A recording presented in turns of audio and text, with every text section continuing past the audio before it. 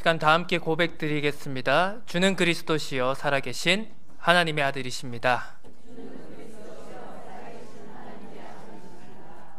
복음을 증거합시다. 이 시대에 복음이 필요함을, 이 시대에 복음이 유일하게 필요하다는 사실을 우리가 알고 증거하는 전도자의 삶이 되어야 합니다. 복음을 알지 못하는, 그리고 복음은 알지만 복음으로 살지 못하는 사람들 속에서 우리는 복음을 알고 복음을 누리고 이 복음을 나타내고 증거하는 전도자의 삶, 하나님께서 이 시대에 우리에게 주신 천명이요 소명이요 사명인 줄로 믿습니다. 그리스도 이름을 한 번도 들어보지 못한 사람들이 너무나도 많습니다. 제가 만난 어떤 한 분은요, 개신교와 가톨릭이 전부 교황의 지도하에 이렇게 있는 줄 아는 분도 있습니다. 이게 무슨 오지에 있는 사람 이야기가 아니라요, 지금 이 시대에 십자가가 가득 이 땅을 뒤덮고 있는 한국 안에서 있는 이야기입니다. 실상이 그럴진데 예수의 이름은 들어봤겠지만 그리스도가 무엇인지, 그리스도의 복음의 내용이 무엇인지는 모르는 것이 당연한 것이겠죠.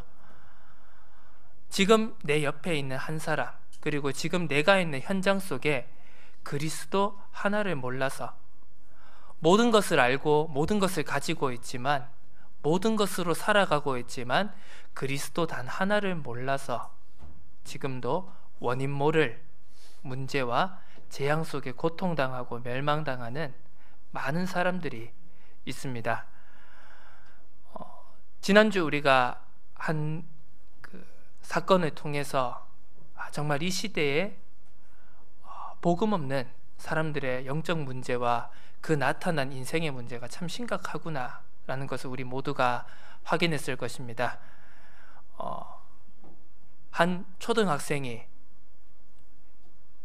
자신을 태워주는 운전기사분에게 이제 폭언을 하고 갑질을 하는 그 녹취록이 유출이 됐습니다. 그 아이의 그 표현 그대로 하자면은요, 아저씨가 이렇게 운전기사를 하고 이렇게 사는 것은 아저씨 부모님이 아저씨를 잘못 가르쳐서다, 이렇게 이야기를 한 겁니다. 막 폭언을 하고 전에 아저씨는 훨씬 더 나았는데 아저씨는 왜 그러냐면서 아저씨 죽었으면 좋겠다, 죽어라, 이런 식으로 이제 폭언을 한 겁니다. 하루 이틀 이어져 온 게 아니겠죠. 결국은 그 운전기사분이 그 음성을 녹음을 했어요. 폭로를 했습니다. 결국은 그 TV조선 대표로 있는 그분이 내가 자녀를 잘못 가르쳤습니다, 제 부덕의 소치입니다, 이러면서 그 대표이사직에서 물러나겠습니다, 이러면서 이제 사건이 일단락 되는 것처럼 보였지만요, 그 소식을 접한 수많은 사람들이 공분을 했습니다. 그 아이에게 괴물이라는 별명을 붙여줬습니다. 그러한 사건이 터지지 않았다면 이 아이의 미래가 어떻겠습니까? 세상이 말하는 대로 성공자의 가도를, 엘리트의 가도를 하나하나씩 밟아서 세상에서 말하는 한마디로 성공자, 지도자의 삶을 걸어갔을 것입니다. 그런데 그 나타난 문제, 그것을 무엇으로 해결할 수 있겠습니까? 좋은 교육으로, 좋은 집안의 배경으로 그 문제를 해결할 수 있었겠습니까? 그 아이에게는 어떻게 보면 그 사건과 문제가 터진 것이 어떻게 보면 더 좋은 인생에 있어서의 기회일지도 모르겠습니다.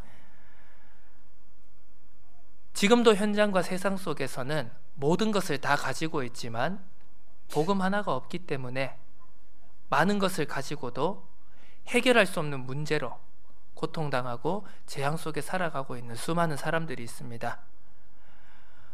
그 사람들에게 교회가, 성도들이 오직 복음만을 증거할 때 이 땅에 재앙이 해결되어지고 모든 영적 문제가 끊어지고 이 세상과 인간을 사로잡고 있는 흑암 저주의 권세가 꺾여지고 이 땅에 하나님의 나라가 임하게 되는 것입니다.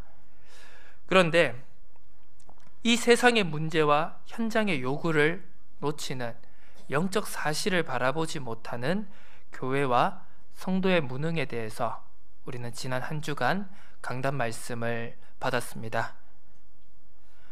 왜 교회가 무능합니까? 왜 성도가 무기력 속에 살아가야 됩니까? 그 이유를 세 가지 속에서 우리가 살펴볼 수 있겠습니다. 첫 번째로는 복음만을 말하지 않는 교회와 성도가 있기 때문입니다. 마태복음 16장 14절에 예수께서 제자들에게 사람들이 나를 누구라 하느냐 라고 물었을 때 세례 요한이나 엘리야나 예레미야나 선지자 중에 하나이다 라고 대답했습니다. 많은 사람들이 교회는 다니고 많은 사람들이 하나님을 믿는다라고 하지만 진짜 하나님께서 우리에게 원하시는 그리스도의 그 복음의 내용은 놓친 채 나의 생각, 나의 기준, 나의 지식과 경험을 가지고 틀린 하나님을, 틀린 복음을 붙잡고 살아간다는 사실입니다. 그렇기 때문에 그 틀린 것에는, 다른 것에는 절대로 하나님의 능력이 나타날 수 없는 것입니다. 또 기도를 놓치고 많은 교회와 성도들이 체험과 경험과 지식을 가지고 노하우로 신앙생활을 한다는 것입니다. 마태복음 17장 19절에 그 사나라의 9명의 제자들이 간질에 걸려 고통받는 그 아이를 치유하지 못했을 때 예수께서 오셔서 그 아이를 치유하셨을 때 제자들이 조용히 나와서 예수께 질문했다고 합니다. 주님, 우리는 어찌하여 이 아이를 고치지 못했습니까? 예수님께서 대답하셨습니다. 기도가 아니면 이러한 능력이 나타날 수 없다. 기도로 다 되어지겠습니까? 기도로 모든 것이 가능하겠습니까? 그 질문에 대해서 우리는 확신 있게 네, 그렇습니다 라고 말할 수 있는 성도들로 우리 모두가 현장 속에서 살아가야겠습니다. 우리가 현실을 바라본다면 당연히 기도로 산다라는 말이 말이 안 되는 것처럼 보여집니다. 왜? 세상에 많은 것이 있습니다. 경제가 있고, 그리고 과학이 있고, 지식이 있고. 그런데 하나님의 자녀는 오직 하나님의 말씀으로 살 수 있다. 하나님의 자녀는 오직 기도를 가지고만 하나님이 주시는 힘을 얻어서 살 수 있다. 여기에 대한 증인이 되어야지만, 이것에 대한 확실한 증거를 가지고 현장 속에 나아가야지만 세상 속에 참 빛으로, 참 소금으로서 살리는 역할을 감당할 수가 있는 것입니다. 세 번째로, 나의 뜻이 하나님의 뜻과 불일치하기 때문입니다. 이제 이번 주 말씀을 준비하면서 이제 수요일에 이 원고를 넘겼습니다. 지금 주보에 기록되어진 대로는요, 나의 뜻과 하나님의 뜻이 불일치라고 되어 있을 것입니다. 이것을 조금 생각해 보면서 좀 고쳐야 되겠다 생각이 들었는데요. 다들 좀 수정을 해주시기를 바랍니다. 나의 뜻이 하나님의 뜻과 불일치되는 것이다. 저도 모르게 이 원고를 쓰고 준비를 하면서요, 곰곰이 생각을 해보니까 나의 뜻과 하나님의 뜻이라고 하면은 뭔가 나의 뜻과 하나님의 뜻이 동급인 것처럼 오해될 수도 있겠죠. 준비를 하고 또 수정을 하면서 묵상을 하면서 또 많은 생각을 해보게 되었습니다. 이처럼 우리는 신앙생활을 무언가 나의 뜻과 하나님의 뜻을 협상해서 조율하는 것처럼 우리가 신앙생활을 하는구나, 이제 그런 생각이 들었습니다. 하나님의 뜻과 나의 뜻을 조율하는 것이 신앙생활이겠습니까? 절대로 아니겠죠. 우리가 하나님이 예비해 놓으시고 하나님이 준비해 놓으신 그 하나님의 뜻에 우리들의 삶을 맞추고 그 방향으로 순종하며 나아가는 것이 바로 우리들의 신앙생활임을 절대로 놓쳐서는 안 되겠습니다. 마태복음 17장 4절에 산상 변화의 체험을 바라보며 베드로가 예수님께 주여 여기 있는 것이 좋사오니 우리가 초막 셋을 짓되 하나는 모세를 위하여, 하나는 엘리야를 위하여, 하나는 주님을 위하여 짓겠습니다. 그때 구름이 덮이고 하늘에서 음성이 들리며 너희는 그의 말을 들으라, 이렇게 하늘의 음성이 들렸습니다. 우리는 내 생각이 아닌, 내 기준이 아닌 바로 하나님의 음성, 하나님의 말씀을 통해서 우리에게 주시는 하나님의 소원에 방향 맞추어야 되겠습니다. 절대로 우리들의 생각이나 우리들의 기준이 먼저 되어서는, 혹은 우리들의 생각을 포기하지 않고 내 생각과 하나님의 뜻을 함께 가지고 가려고 하는 그 모든 틀린 시도에서 우리는 반드시 벗어나야겠습니다.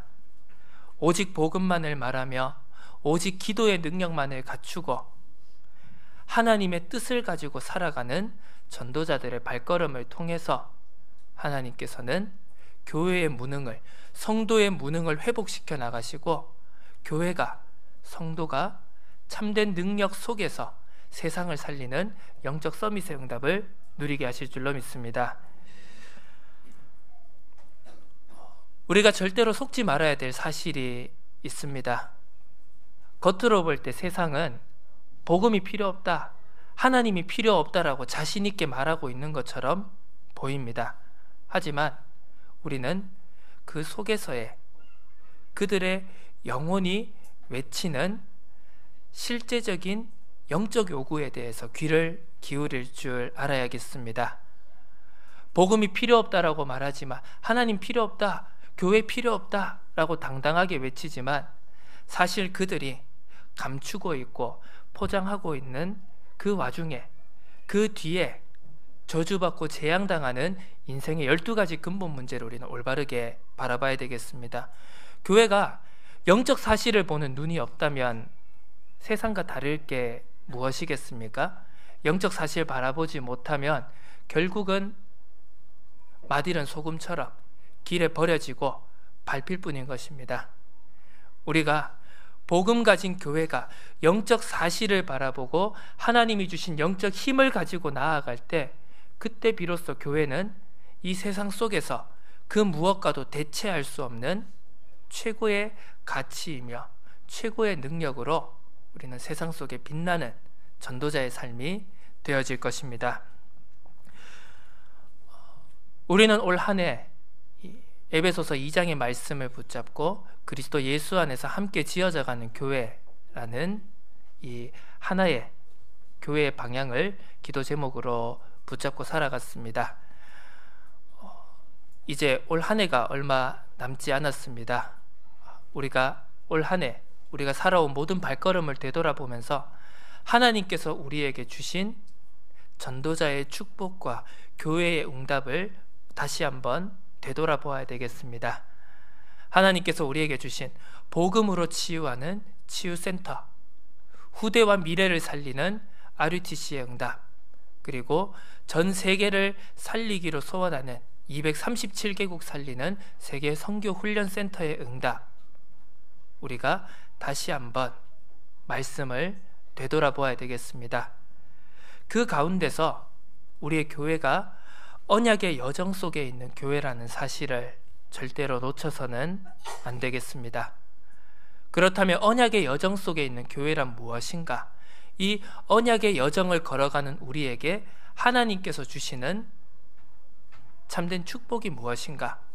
우리는 무엇을 붙잡고 기도해야 되는가? 오늘 본문 에베소서 3장 14절에서 21절의 말씀은 이제 그리스도 예수 안에서 함께 지어져가는 교회에 대해서 바울이 설교를 하고, 그리고 그 뒤이어서 그 함께 지어져가는 교회를 위한 에베소 교회 성도를 향한 바울의 간구와 기도를 기록해 놓은 것입니다. 첫 번째로 우리는 언약의 여정 속에 가는 교회의 축복을 누리기 위해서 가장 먼저 속사람, 하나님의 성전된 나를 회복하는 것이 반드시 필요합니다. 3장 14절과 16절부터 이렇게 나오고 있습니다. 이러므로 내가 하늘과 땅에 있는 각 족속에게 이름을 주신 아버지 앞에 무릎을 꿇고 비노니 그의 영광의 풍성함을 따라 그의 성령으로 말미암아 너희 속사람을 능력으로 강건하게 하시오며. 우리가 세상을 살아가면서 하나님의 자녀이든 아니면 하나님을 믿지 않는 불신자에게건 똑같이 보여지는 겉사람의 모습, 분명히 겉사람도 중요하겠습니다만 우리가 가장 붙잡고 회복시켜 나가야 될 것, 바로 하나님께서 우리에게 주신 성령으로 말미암아 우리를 강건하게 하시는 속사람을 우리는 회복해 나가야 되겠습니다. 이 속사람은 하나님의 성전이다. 내가 바로 하나님의 성전이며 하나님의 성령이 나의 안에 거한다라는 사실을 확실하게 붙잡고, 눈에 보이는 교회, 눈에 보이는 건물 이전에 바로 내가 하나님의 영광을 나타내고 증거하는 성전이라는 사실을 절대로 놓치지 않는 자가 바로 속사람의 능력으로 강건하여지는 자임을 반드시 기억해야겠습니다. 하나님의 성전된 나를 회복하는 것은 나의 영적 상태를 확인하고 점검하는 것에서부터 시작되어집니다. 영적 상태를 어떻게 확인할 수 있겠습니까? 내가 혼자 있는 시간, 나 홀로 있는 가장 조용한 시간 속에서 나는 무엇으로 살아가고 있는가? 내게 다른 모든 것을 제하고 남은 것 속에서 나는 무엇으로 살아가고 있는가? 이것을 우리는 말씀으로 확인해야 되는 것입니다. 그리스도의 유일성, 그리스도의 충분성, 그리스도의 완전성으로 내가 살아가고 있는가? 그것이 날마다 우리들의 삶 속에서 확인되어져야 합니다. 내가 그리스도로 살아가지 못한다. 내가 그리스도로 주인된 삶을 살아가지 못한다. 이미 나의 영적인 상태가 내가 응답받기 이전에, 내가 전도자로 살아가기 이전에 이미 나의 영적인 상태는 하나님과 함께 할 수 없고 하나님의 뜻에, 하나님이 원하시는 삶의 방향에 집중할 수 없는 황폐한 상태임을 나타내는 것입니다. 당연히 그 황폐한 상태 속에서는 우리가 아무리 예배를 열심히 나오고 우리가 아무리 열심히 말씀을 듣는다고 해도 그 말씀 속에 임하시는 하나님의 음성을 들을 수 없는 상태라는 것입니다. 하나님의 뜻, 하나님의 말씀 속에서의 하나님이 원하시는 기도 제목을 붙잡지 못하고 기도하지 못하는, 집중하지 못하는 황폐한 상태를 뜻하는 것입니다. 내 삶이 하나님의 뜻과는 전혀 상관없는 나 중심, 육신 중심, 세상 성공 중심으로 살아가는 전도자의 삶과는 너무나도 거리가 먼 황폐한 상태라는 뜻입니다. 우리가 말씀 받고 우리가 전도자의 삶을 살아가기 이전에, 언약의 여정 걸어가기 이전에 지금 내가 있는 영적 상태가, 지금 내가 있는 발걸음이 하나님의 언약의 여정 속에 들어있는지 아니면 하나님의 여정 밖에서 살아가고 있는지 그 상태를 먼저 확인하고 점검해야 되겠습니다. 그 상태가 확인되어질 때 비로소 나의 영적 정체성이 발견되어지는 것입니다. 아, 내가 무엇을 하던, 내가 어디에 있던 내가 전도자로 부름받은 존재이구나. 이 영적 상태를 우리가 확인해야 됩니다. 그리고 하나님께서 우리에게 주신 전도자의 이면 계약을 반드시 발견해야 됩니다. 영적 정체성이 발견되어지지 않으면 결국 현장 속에서 우리는 노예되고 포로되고 속국된 삶을 살아갈 수밖에 없습니다. 하나님께서 현장 속에 우리에게 예비하신 전도자의 축복을 발견하지 못하면 결국 우리는 의식주에 매여 살아가는 사람, 그리고 불신자들의 종로를 타고 불신자들의 심부름할 수밖에 없는 삶으로 전락할 수밖에 없는 것입니다. 우리가 살아가는 가운데 우리는 많은 정체성을 가지고 살아갑니다. 가정에서는 부모님으로서, 또 자녀로서, 학교와 현장 속에서는 각각 그에 맞는 정체성으로 살아가게 됩니다.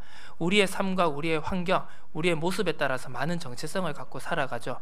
그런데 그 모든 삶의 정체성을 하나로 모아줄 전도자라는 정체성을 놓친다라면 우리는 수없이 많은 정체성과 수없이 많은 환경 속에서 우리의 삶이 갈라지고 하나 되어질 수가 없습니다. 이 현장 속에서는 이렇게 살아가기 위해 발버둥 쳐야 되고요. 저 현장에서 살아가기 위해서 발버둥 쳐야 하는 것입니다. 결국 무엇입니까? 내가 돈 벌러 가는 현장에 가면은 누가 주인이 되어지는 것입니까? 전도자라는 영적 정체성 놓치면 내게 돈을 주는 사람이 내 주인이 되어지는 것입니다. 가정 속에 가서 하나님이 주인 된 것을 놓치고 내가 전도자라는 사실을 놓치면은요, 내 가족이 주인 되어지고 내 부모님이, 내 자녀가 주인 되어지는 삶을 살아갈 수밖에 없습니다. 우리가 지난 이제 몇 달간 그 양진호라는 분을 통해 가지고 또 참 이게 심각한 사회에 문제가 있다라는 것을 다 보지 않았습니까? 전도자라면, 우리가 정말 전도자의 자존심과 전도자의 확신을 가지고 있다면, 우리가 그 현장 속에 들어갔을 때, 내가 그 사람을 만났을 때 그 사람을 변화시키고 치유시키고 살릴 수 있다라는 그 정도의 확신을 우리는 가질 수 있어야 됩니다. 그게 안 되면 우리는 어떻게 살아가야 됩니까? 그러한 사람 밑에서 마늘 먹이면은 마늘 먹는 그런 삶을 살아가야 될 수밖에 없는 것입니다. 영적 정체성 완전히 놓치는 것이죠. 그런데 내가 그 현장에 전도자라는 영적 정체성을 붙잡고 살아가면 어떻겠습니까? 비록 내가 문제 속에 있어도, 어려움 속에 있어도 내가 가지고 있는 복음의 생명의 빛이 나를 살리고 사람을 살리고 현장을 살리는 능력으로 나타나게 되는 것입니다. 우리가 이 영적 정체성 절대로 놓치지 말아야 되겠습니다. 현장 속에서 그 현장을 살리고 그 현장을 정복하고 그 현장의 중심을 잡는 영적 지도자로서 우리 모두가 현장의 전도자로 세워져 가야겠습니다. 영적 정체성 붙잡고 나아갈 때, 그때 비로소 내가 지금 처해 있는 현실이, 나의 오늘이, 나의 이 발걸음이 바로 하나님의 나라이며 내가 있는 곳이 전도와 선교의 가장 큰 현장임을 발견하는 영적 현주소가 우리에게 발견되게 되는 것입니다. 영적 정체성 놓치고 영적 현주소 놓치면은 지금 내가 있는 현실은, 지금 내가 살고 있는 오늘은 문제고 어려움이고 갈등으로밖에 보여지지 않습니다. 하지만 이 영적 사실 붙잡을 때, 내가 있는 곳이 최고의 현장이구나. 그냥 내가 내 삶을 살아가기 위해서 억지로 등 떠밀려서 내가 이 현장 속에 이러한 일을 하면서 살아가는 것 같지만, 하나님께서 나를 이 현장 속에 보내주셨구나. 하나님께서 나를 전도하고 선교하고 사람 살리는 일에, 현장 살리는 일에 나를 부르셨구나. 이 사실을 발견하게 될 때 세상이 주는 힘이 아닌 하나님이 주시는 힘으로 모든 것을 뛰어넘고 모든 것을 다스리고 정복하는 참된 하나님의 자녀의 축복으로 살아가게 되는 것입니다. 이 속사람이 회복되어지는 귀한 한 주간이 되어지시기를 바랍니다. 두 번째로, 이 속사람, 하나님의 성전된 나를 회복하게 될 때, 그때 비로소 우리는 하나님께서 우리에게 주신 인생이 언약의 여정 속에 있는 과정이구나 발견되어지게 됩니다. 언약의 여정은 하나님의 온전함에 이르는 과정임을 절대로 놓쳐서는 안 되겠습니다. 오늘 에베소서 3장 17절에서 19절의 말씀을 우리가 살펴볼 때, 믿음으로 말미암아 그리스도께서 너희 마음에 계시게 하시었고 너희가 사랑 가운데서 뿌리가 박히고 터가 굳어진다라고 말씀하고 있습니다. 우리에게는 수많은 문제와 어려운 갈등들, 그 과정의 연속 속에서 살아가고 있습니다. 그 가운데서 우리가 어떻게 우리의 뿌리가 굳어지고 터가 굳어지는 삶을 살아갈 수 있겠습니까? 바로 하나님의 말씀을 붙잡고 그 말씀에 의지해서 살아갈 때 바로 우리는 흔들리지 않는 전도자의 삶으로 언약의 여정을 걸어가게 될 것입니다. 우리는 가장 먼저 그리스도의 사랑을 깨달아 알아가야 됩니다. 우리를 구원하신 복음의 비밀을 날마다 확인하고 누려야 됩니다. 로마서 5장 8절에는 우리가 아직 죄인 되었을 때 그리스도께서 우리를 위하여 죽으심으로 하나님께서 우리에 대한 자기의 사랑을 확증하셨느니라 말씀하고 있습니다. 우리가 구원받을 만한 가치가 있고 우리에게 구원받을 자격이 있어서가 아니라 우리가 아직 죄인 되어 있지만 의인은 없으나 하나도 없고 모든 사람이 죄를 범하여서 하나님의 영광에 이를 수 없는 그 저주와 재앙 속에서 하나님은 우리를 위해서 구원의 길을 열어주신 것입니다. 아무런 값 없이, 아무런 조건 없이 우리에게 생명의 길을 열어주신 것입니다. 그것이 바로 세상의 사랑과는 비교할 수 없는 하나님의 그리스도의 완전한 사랑인 것입니다. 우리는 그 사랑으로 우리들의 삶을 살아가야 되겠습니다. 그 사랑으로 세상 속에 그리스도의 사랑을 증거하는 전도자로 세워져 가야겠습니다. 그 그리스도의 사랑을 가지고 복음을 가지고 우리는 모든 것을 복음으로 바라보는 전도자의 눈을 갖추어야 되겠습니다. 바로 우리 말씀의 흐름 속에 9가지 포인트를 우리는 항상 기억해야 됩니다.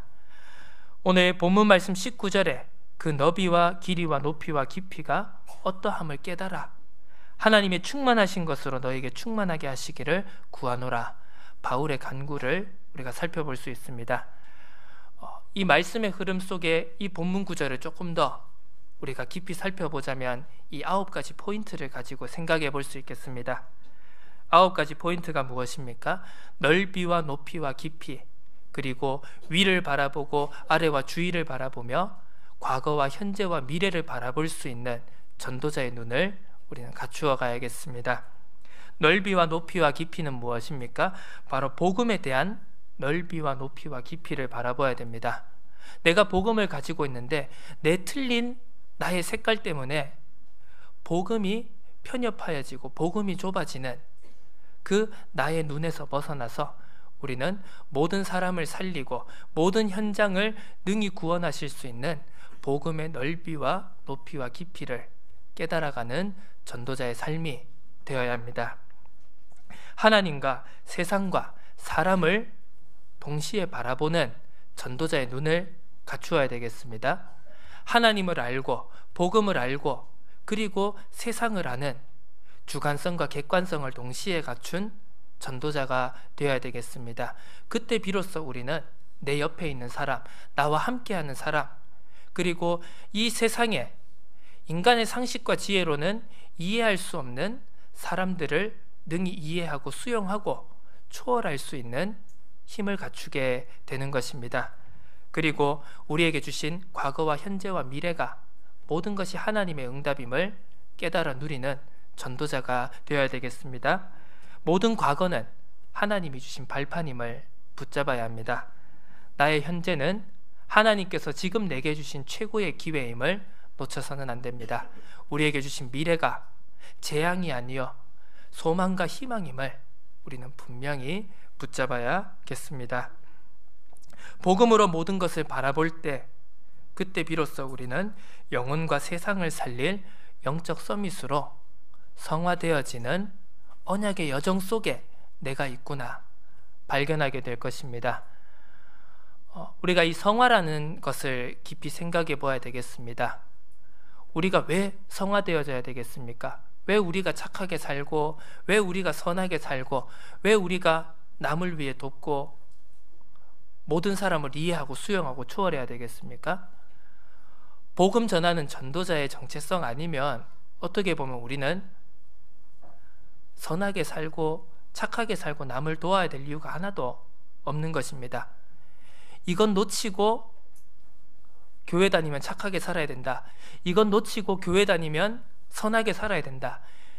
이런 식이 되어져 버리니까 신앙생활이, 교회 생활이 가장 힘들고 어렵고 부담이 되어지는 것입니다. 우리는 절대로 행위로, 노력으로 구원받는 것이 아닙니다. 이미 우리의 구원은 결정되어졌습니다. 우리가 하나님을 믿고 예수 그리스도를 주로, 주인으로 시인하고 영접하는 그 순간 우리의 영적 신분은 절대로 변화되어지지 않는 것이죠.